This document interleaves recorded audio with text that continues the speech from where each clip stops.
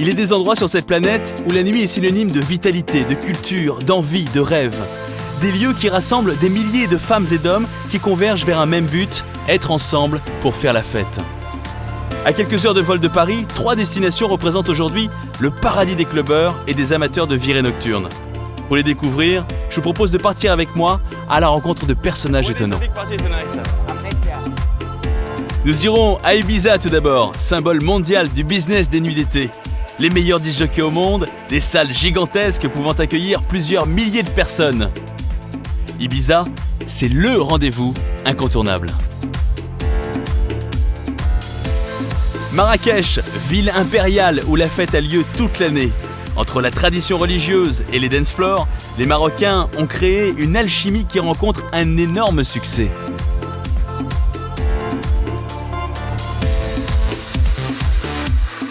Enfin, Tel Aviv, en Israël, une ville surprenante. À seulement 1 heure de route de Jérusalem, Tel Aviv a été classée d'après un sondage d'American Airlines première ville homosexuelle au monde, devant San Francisco et New York.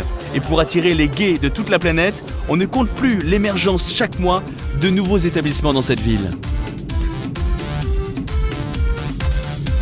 Vous découvrirez Laura, enseignante la journée et reine des clubs la nuit.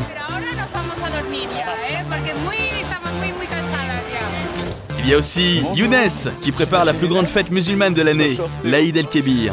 Enchanté, très bien. Ou bien encore Mike, pour qui Tel Aviv est la référence mondiale en matière de soirée. C'est la ville des Pax. 3 villes, 3 ambiances et des rencontres étonnantes. Follow me.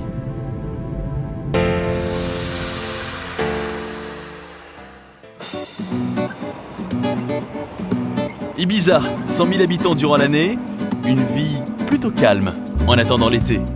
Car Ibiza ne vit plus qu'entre mai et septembre, une période où les charters déversent des centaines de milliers de touristes.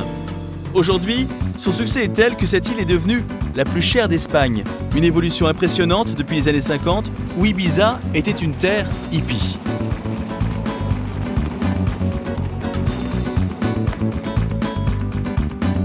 Ibiza, c'est vraiment la fête à l'état pur, de nuit comme de jour, comme ici sur la plage de Bora Bora.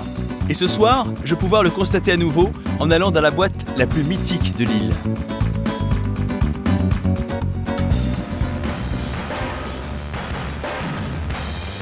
Mais si Ibiza a vu autant de discothèques s'implanter depuis une vingtaine d'années, c'est aussi parce qu'elle est devenue l'une des plaques tournantes du trafic de drogue. Et un bon nombre d'établissements de nuit se sont greffés ici, comme par magie. Le blanchiment d'argent sale a donné un gros coup d'accélérateur à l'émergence des discothèques.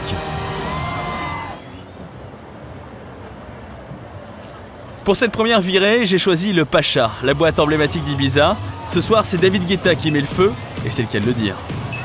Une ambiance incroyable, un spectacle bluffant. En même temps, j'ai quand même déboursé 70 € juste pour le droit d'entrée, et sans conso. C'est 3 fois plus cher qu'en France, mais un show comme celui-ci, il n'y a qu'Ibiza pour l'offrir.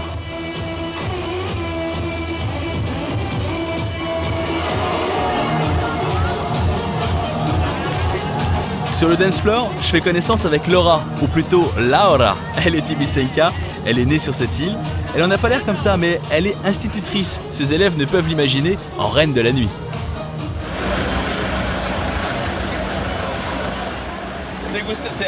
Ça t'a plu la soirée? Ah oui, je me suis vraiment éclatée. Et là, je vais me coucher parce que je suis vraiment crevée. Qu'est-ce que tu as aimé dans cette fête-là? J'ai tout aimé, ça me plaît beaucoup. Mais ce que je préfère, c'est quand même le bal paysan. Parce que c'est mes racines et c'est ce que j'ai dans le sang. Les boîtes, c'est bien. Mais ce que je préfère, c'est le bal dans mon village. Merci beaucoup Laura. Merci Théo. On se voit demain? Oui, avec plaisir. Et puis, bonne nuit. Bonne nuit. Au revoir. Merci, adios, au revoir. Hier soir, Laura m'a proposé de la revoir, alors je fonce la retrouver. Même si elle adore les discothèques, elle aime aussi venir avec des amis sur la plage de Beniras, au nord de l'île. Cet endroit était un spot de rassemblement des hippies du monde entier, à l'époque Baba Cool que ses parents ont bien connu. Et j'avoue que son lieu de retrouvailles est assez romantique. Laura, explique-moi s'il te plaît. C'est quoi l'histoire de cette plage de Beniras? Eh bien, c'est une plage qui est située à Saint-Miguel, mon village. Et depuis plusieurs années, au moment du coucher du soleil, tous les dimanches soirs, il y a un rituel très connu ici. Les gens se réunissent avec les tam-tams et on retrouve l'esprit hippie authentique, comme à l'époque. Cet esprit hippie est typique de l'île et c'est vraiment très intéressant.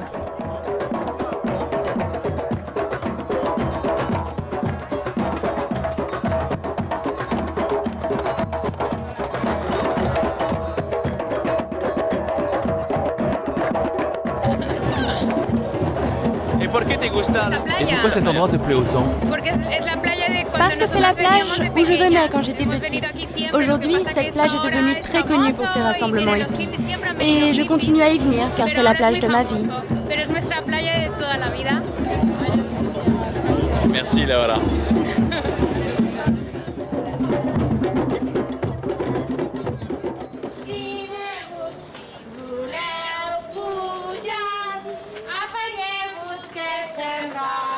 Laura est retournée à son école.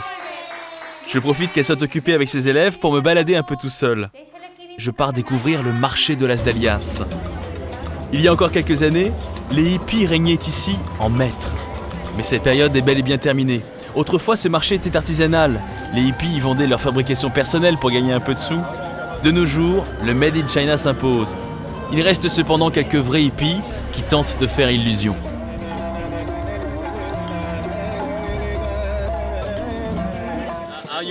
Est-ce que vous êtes l'un des derniers hippies à Ibiza? Non, je suis le premier. Vous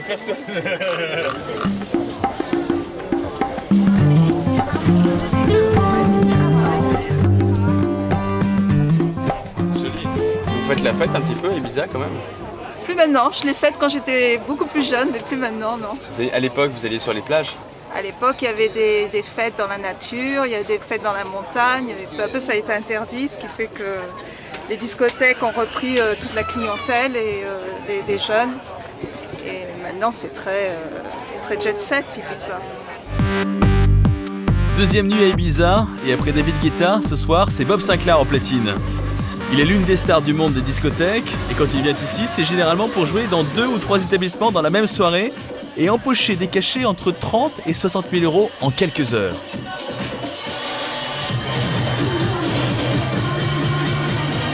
Un business impressionnant, mais quand Bob Sinclair se déplace, la boîte est assurée de faire le plein en clientèle et en euros.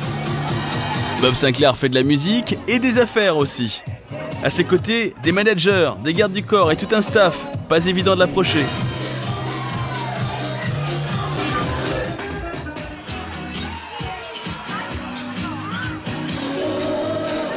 Les temps ont bien changé.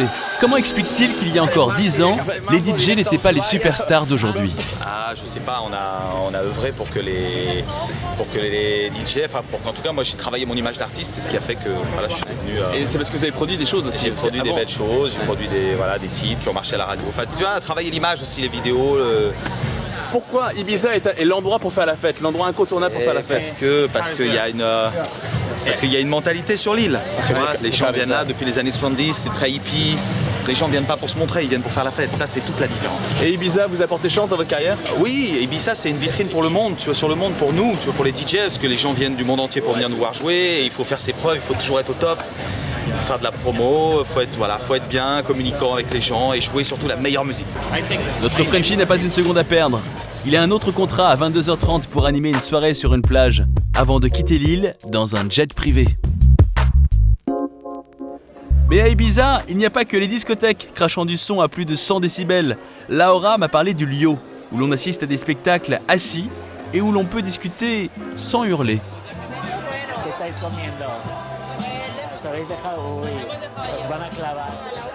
Le Lio est une rareté dans l'île et sa réputation est bien installée, surtout auprès d'une clientèle russe, des nouveaux riches qui n'hésitent pas à payer des additions pouvant atteindre 20 000 euros par table.